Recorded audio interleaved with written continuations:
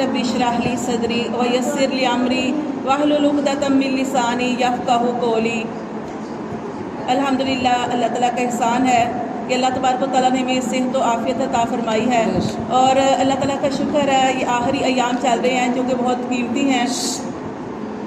आप जानते हैं कि रोज़ा जो है वो सिर्फ़ हमारा यही नहीं है कि अपना भूख प्यास छोड़ दें, बल्कि हमारे तमाम अज़ा का रोज़ा होता है। ठीक है, हमारी ज़ुबान का, हमारी आँखों का, हमारे कानों का, हमारे पाँव का, हमारे हाथों का, ये सारी चीज़ों का रोज़ा होता है। अब ये नहीं है कि आप रोज़ा रखें और आप लंबे लंबे फ़ोन करती रहें या अपना टाइम गुजार लें या फिल्में देखते रहें, ड्रामे देखते रहें। नहीं, बल्कि ये तो इतना कीमती टाइम है कि इसको आप जितना भी ज़िक्र में गुजारें वो सबसे ज़्यादा बेहतर है कि अल्लाह की रहमतें छमाछम बरस रही हैं और ये किस्मत वालों को मिलता है रमज़ान। तो अल्लाह ताला का शुक्र है कि अल्लाह ताला ने मेरे रमज़ान मुबारक जो है वो दिया। अल्हम्दुलिल्लाह इसके रोज़े रख रहे हैं। जितनी हमारे अंदर ताकत है वो हम सब कुछ करने की कोशिश कर रहे हैं, अल्लाह को राज़ी करने की कोशिश कर रहे हैं। बस ये याद रखें कि रोज़ा जो है रख के चुगली नहीं करनी, गीबत नहीं करनी, क्योंकि नबी सल्लल्लाहु अलैहि वसल्लम के पास 2 औरतें आई थी। उन्होंने कहा कि अल्लाह के रसूल, हमें रोज़ा बहुत लग रहा है, इतना लग रहा है कि हमारी जान ही जाने का अंदेशा है। आप सल्लल्लाहु अलैहि वसल्लम ने इरशाद फरमाया सहाबा कराम से कि 2 प्याले लेके आओ। 2 प्याले लाए गए। जब 2 प्याले लाए गए, आप ने उन दोनों औरतों से कहा कि इसके अंदर क्या करो। वो कहने लगी, अल्लाह के रसूल, हमने तो कुछ खाया भी नहीं। आप ने फरमाया नहीं, इसके अंदर क्या करो। जब उन्होंने इसके अंदर क्या की प्यालों के अंदर, तो वो खून से जो था वो भर गया, उसके अंदर खून भी निकला, गोश्त भी निकला। तो वो औरतें कहने लगी कि अल्लाह के रसूल, हमने तो रोज़ा रखा हुआ था, हमने तो कुछ खाया भी नहीं, तो ये कहाँ से आ गया। तो आप सल्लल्लाहु अलैहि वसल्लम ने इरशाद फरमाया, इसलिए कि जो तुमने रोज़ा रखा और रोज़ा रख के जो चुगलियाँ और ग़ीबतें करती रही। क्योंकि चुगली और गीबत करना ऐसे है, नबी सल्लल्लाहु अलैहि वसल्लम ने इरशाद फरमाया कि वो ऐसे है जैसे अपने मुर्दा भाई का गोश्त खाना।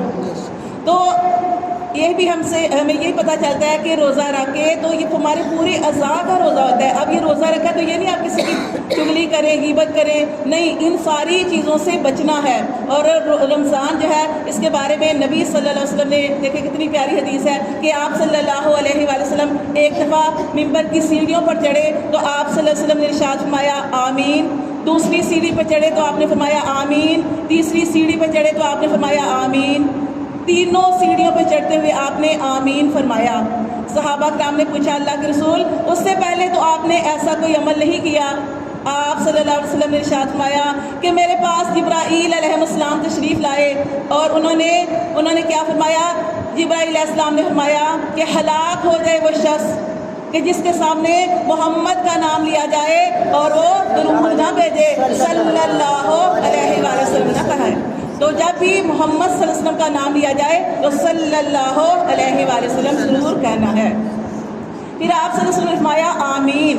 जब जिब्राईल अलैहिस्सलाम ने ये कहा तो आपने फरमाया आमीन। जब दूसरी सीढ़ी पर चढ़े तो आप सल्लल्लाहु अलैहि वसल्लम फरमाया आमीन। और उसकी वजह क्या, आपने फरमाया कि जिब्राईल अलैहिस्सलाम ने फरमाया हलाक हो जाए, बर्बाद हो जाए वो शख्स कि जो अपने वालिदैन को पाए, दोनों को या एक को, और उनकी खिदमत करके जन्नत ना कमा ले तो वो भी हलाक हो जाए। आपने फरमाया आमीन।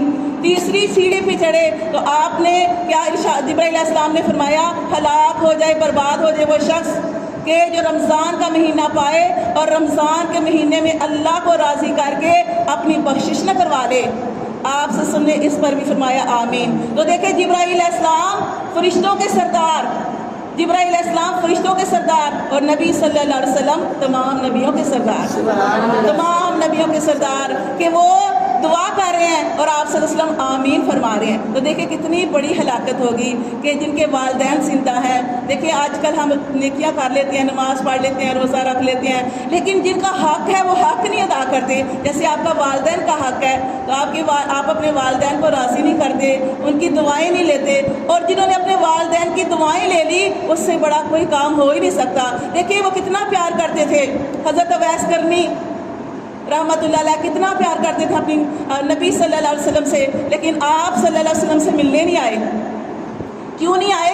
इसलिए कि माँ की मोहब्बत, माँ की खिदमत की वजह से कि अल्लाह ने जो उनके ऊपर, हम सब के ऊपर अपने वालिदैन की खिदमत जो है फ़र्ज़ की है। इतनी मोहब्बत थी आप सल्लल्लाहु अलैहि वसल्लम से कि एक दफ़ा इतनी इजाज़त ली تڑپتے تھے کہ اللہ مجھے نبی صلی اللہ علیہ وسلم کا دیدار مل جائے. اور آپ صلی اللہ علیہ وسلم صحابہ کے اندر بیٹھ کے فرماتے تھے یمن کی طرف منہ کر کے, تو آپ صلی اللہ علیہ وسلم دعا کرتے تھے بیعت کرنے کے لیے. تو صحابہ کرام کہتے ہیں کہ اللہ کے رسول وہ اتنی محبت کرتے ہیں تو آپ سے ملنے کیوں نہیں آتے؟ تو آپ صلی اللہ علیہ وسلم فرماتے ہیں اپنی والدہ کی وجہ سے نہیں آتے. اور ایک دفعہ اپنی والدہ سے اجازت لے کر حضرت اویس کرنی رحمۃ اللہ علیہ نے اجازت لی کہ میں نبی صلی اللہ علیہ وسلم سے بس زیارت کرنا چاہتا ہوں. دوڑ کر گئے. والدہ نے کہا کہ بس ایسے جانا, دوڑ کے جانا اور دوڑ کے واپس آ جانا, رکنا نہیں ہے. تو ماں کی چونکہ ماں نے اتنی سی اجازت دی تھی تو دوڑتے ہوئے گئے اور پاؤں کے اندر چھالے پڑ گئے. لیکن جب وہاں پہ گئے تو نبی صلی اللہ علیہ وسلم نہیں ملے. وہاں پہ رکنے کا نہیں تھا کہ آپ نے وہاں پہ رکنا نہیں ہے, تو وہاں سے پھر واپس چلے آئے. کتنی محبت کرتے تھے. لیکن چونکہ والدین کی خدمت انسان کے اوپر فرض ہے تو وہ سب سے زیادہ ضروری ہے. آپ نمازیں پڑھیں, آپ روزے رکھیں, آپ قرآن پڑھیں, آپ ذکر کریں, لیکن ہمارا قبول نہیں ہے کیونکہ اللہ تعالیٰ نے قرآن مجید کے اندر ارشاد فرمایا رب ارحمہما کما ربیانی صغیرا. یہ دعا زندگی میں بھی اپنے والدین کے لیے کرتے رہو, اور جب والدین اس دنیا سے چلے جائیں تب بھی یہ دعا کرتے رہو. آپ ساری مائیں ہیں, ہم ساری مائیں ہیں. ہم سوچیں ہم اپنے بچوں سے کتنی محبت کرتے ہیں, کتنا پیار کرتے ہیں اپنے بچوں سے.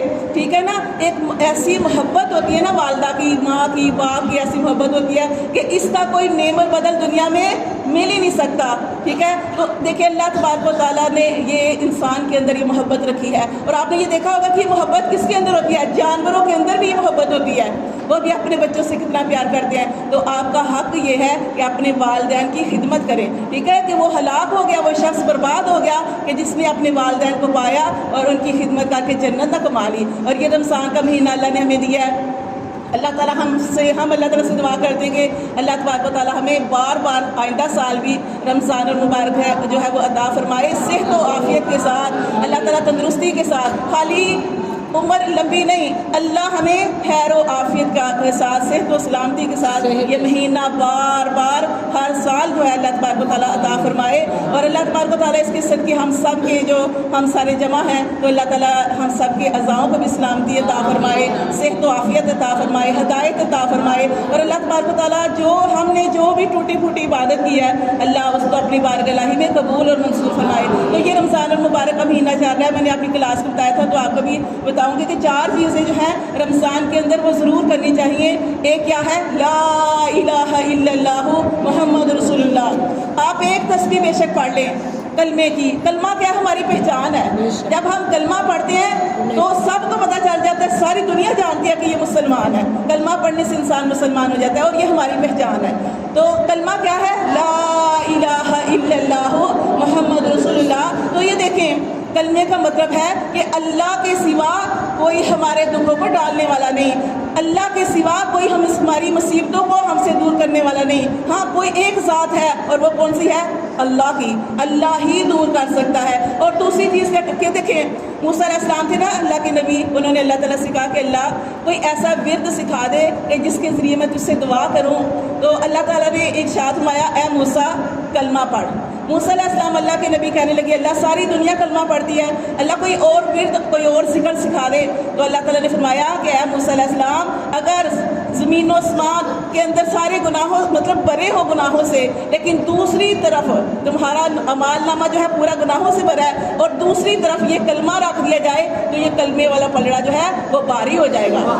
اور اتنا پیارا یہ واقعہ بھی ہے نا, ایک چھوٹا سا واقعہ بھی ہے اس حوالے سے کہ کلمہ جب ہم زندگی میں پڑھتے ہیں اور اس کو سمجھ کے پڑھتے ہیں, جیسے ہم اس دنیا میں رہتے ہیں طرح طرح کے مسائل کا شکار ہیں, کبھی کوئی پریشانی کبھی کوئی پریشانی. اگر آپ کو کوئی بھی پریشانی ہے نا, آپ تنہائی میں بیٹھ کے اللہ سے یہ کہیں لا الہ الا اللہ, اللہ تیرے سوا میرے دکھوں کو کوئی دور کرنے والا نہیں, کوئی مصیبتوں سے اللہ نجات دینے والا نہیں. یہ کوئی بھی مسئلہ کسی بھی قسم کا آپ نے اس کلمے کا ورد کرنا ہے, کیونکہ ہمارے نبی صلی اللہ علیہ وسلم نے یہ فرمایا ہے کہ 4 چیزیں کرو رمضان کے اندر. ایک کلمہ پڑھو. کلمہ پڑھنے سے کیا ہوتا ہے کہ دیکھیں جب قیامت کا دن ہوگا نا, قیامت کا دن اللہ تبارک و تعالیٰ ایک شخص کے بارے میں فیصلہ کر دیا جائے گا یہ جہنمی ہے, فیصلہ کر دیا جائے گا وہ جہنمی ہے. وہ جب اپنے نامہ اعمال کو دیکھے گا, ہم سب اپنے نامہ اعمال کو دیکھیں گے, ہم اس دنیا میں جو کچھ کر رہے ہیں اپنی زندگی کا ایک پیج لکھ رہے ہیں, ہر روز اپنی زندگی کا ایک صفحہ لکھ رہے ہیں.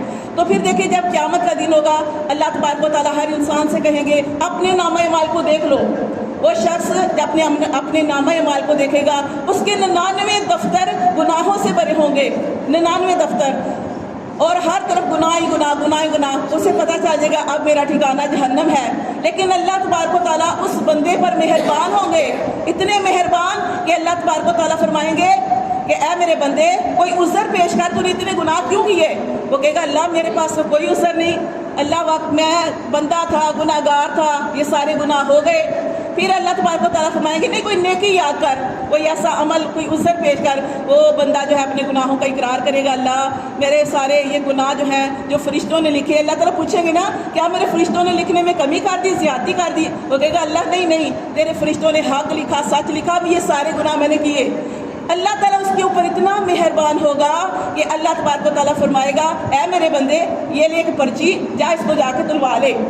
وہ کہے گا اللہ, دل میں سوچے گا 99 دفاتر میرے گناہوں سے بھرے, ایک چھوٹی سی پرچی یہ کیا کام کرے گی؟ اس پرچی کو دیکھے گا, بڑا حیران ہوگا. لیکن کیا ہوگا کہ اللہ کا حکم ہے جا کے تلوا لے.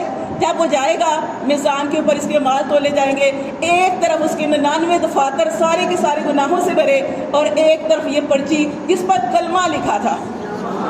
اور اللہ کا نام کہتا ہے, اللہ کے نام سے وزنی کوئی چیز ہو نہیں سکتی. تو وہ کیا ہوگا کہ اللہ کا نام کا جو پرچی ہے وہ کلمہ جو ہے وہ سب کے وزنی ہو جائے گا, اور اس طرح انسان جو ہے وہ اللہ تبارک و تعالیٰ اس کے لیے جنت الفردوس کے فیصلے فرما دیں گے. تو آپ نے کیا کرنا ہے؟ کلمہ پڑھنا ہے, اور دوسری چیز جو ہے استغفار کرنی ہے. جتنی آپ استغفار کر سکتے ہیں کسی بھی صورت میں, آپ اللہ سے اردو میں مانگے, پنجابی میں مانگے, عربی میں مانگے, اور یہ چھوٹی سی جیسے استغفر اللہ ربی من کل ذنبی واتوب الیہ, یہ آپ دعا پڑھیں, یا استغفار پڑھ لیں ربی اغفر وارحم وانت خیر الراحمین. یا اور یہ جو سورۃ البقرہ کی آخری آیات ہے نا وہ سب کو آتی ہوں گی نا, منزل کے اندر بھی آپ پڑھتے ہیں ربنا لا تؤاخذنا ان نسینا او اخطانا ربنا ولا تحمل علینا اصرا کما حملته على الذین من قبلنا ربنا ولا تحملنا ما لا طاقة لنا به واعف عنا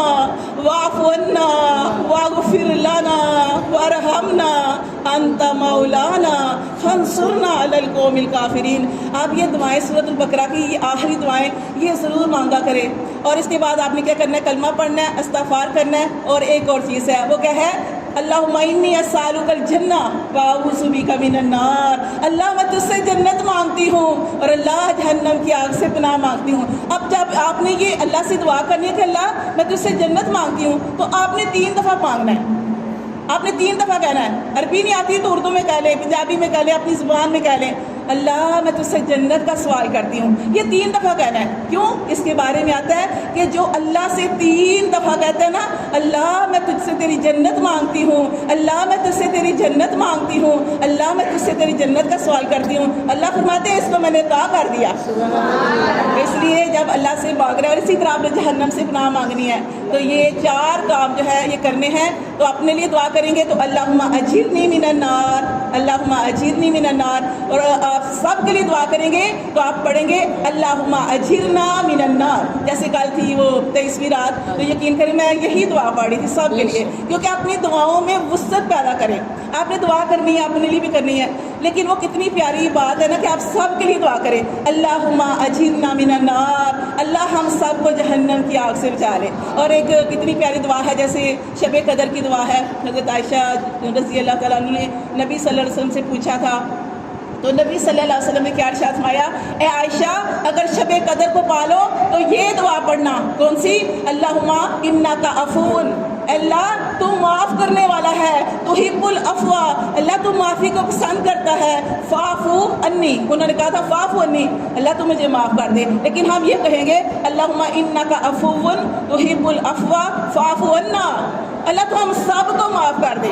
ٹھیک ہے, آپ نے دعا تو کرنی ہے, اپنی دعاؤں میں وسعت پیدا کریں, کیونکہ جب آپ سب کے لیے دعا کریں گے نا تو اللہ تبارک و تعالیٰ آپ کے حق میں پہلے قبول فرمائے گا. تو اس لیے جیسے ایک چھوٹی سی دعا نا, اللہم اغفر لی للمؤمنین وللمؤمنات وللمسلمین وللمسلمات, اس کا مطلب کیا ہے؟ اللہم اغفر لی, اللہ مجھے بخش دے, اللہم اغفر لی للمؤمنین وللمؤمنات، اللہ تمام ایمان والے مردوں اور عورتوں کو بخش دے، اور اللہ تمام مسلمان مردوں اور عورتوں کو بخش دے۔ یہ چھوٹی سی دعا ہے، تو یہ جو دعا ہے نا یہ آپ نے پڑھنی ہے نا، تو اس سے کیا ہوگا کہ آپ کو ایک تو آپ اپنے لیے پڑھے، آپ خالی یہ بھی کہہ سکتے ہیں اللہم اغفر لی، اللہ مجھے بخش دے، نہیں، اپنی دعاؤں کے اندر وسعت پیدا کریں، سب کے لیے دعا کریں۔ جب آپ یہ دعا پڑھیں گے نا اللہم اغفر لی للمؤمنین وللمؤمنات وللمسلمین وللمسلمات، اس دنیا کے اندر جتنی بھی انسانیت ہے، جتنے بھی لوگ ہیں جو اس دنیا سے چلے بھی گئے ہیں، جو اس دنیا میں موجود ہیں اور جنہوں نے آنا ہے، آپ سمجھے کہ سب کے لیے دعا کر رہے ہیں، اور ہر بندے کی یہ جو دعا جب آپ سب کے حق میں کر رہے ہیں تو سب کا اجر و ثواب آپ کو بھی ملے گا۔ اس لیے اپنی دعاؤں کے اندر وسعت پیدا کرنی ہے، اور یہ جیسے تیسرا کلمہ اس کی بہت زیادہ فضیلت ہے، جیسے نماز کے اندر بھی پڑھتے ہیں، یہ گھروں میں بھی پڑھا کریں۔ نبی صلی اللہ علیہ وسلم نے ارشاد فرمایا کہ یہ جو کلمہ ہے نا تیسرا کلمہ، جیسے سبحان اللہ والحمد للہ ولا الہ الا اللہ واللہ اکبر، یہ فجر کے بعد مغرب کے بعد یہ ضرور ایک تسبیح سو کی کیا کریں۔ کیوں؟ اس سے کیا ہوگا کہ یہ اس سے اللہ تبارک و تعالیٰ رزق دیتے ہیں مخلوق کو، اور یہ ایسا کلمہ ہے کہ جو پڑھتا ہے اللہ تبارک و تعالیٰ اس کے گناہوں کو ختم فرما دیتے ہیں، اس کے گناہوں کو مٹا دیتے ہیں۔ تو اس لیے سبحان اللہ کی کثرت کرنی ہے، اور اب جیسے کہ آخری ایام چاہ رہے ہیں تو سب سے زیادہ جو چیز ہے نا اللہ سے بس معافی مانگنی ہے کہ اللہ تو معاف کر دے، اللہ تو ہماری مغفرت فرما دے، اللہ ہماری ٹوٹی پھوٹی عبادت کو قبول فرما، اور آئندہ سال بھی ہمیں خیر و عافیت کے ساتھ، صحت و سلامتی کے ساتھ رمضان المبارک نصیب فرما، آمین۔ ماشاء اللہ، جزاک اللہ۔